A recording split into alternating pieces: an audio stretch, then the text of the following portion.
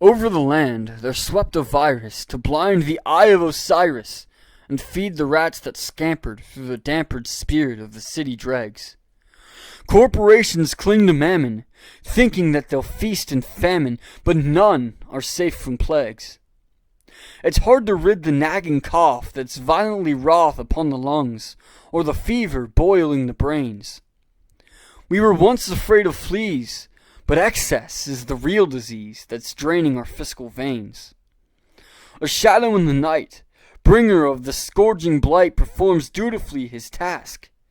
The wearer of a beaked mask watches through the rounded lenses, how thoroughly it cleanses the world of all its greed, making no discrimination of those who hoard in preparation or those in dire need. The rich will make their final toast to their factories of ghosts and think on fondness former. Oh, how they'll burn their wealth and wish for happiness and health just to be a little warmer. Their gold will canker to bankrupt the banker, and moths will eat their garments.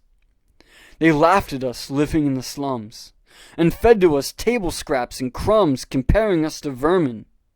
But now they're picking them apart to fill an empty shopping cart, showing they're the varmints. They drench the world in gasoline and shut us all in quarantine, locking tight the latches. Ring around the rosy, sleep comfortably and cozy before they light the matches. Ashes, ashes, the economy crashes and the embers still smolder.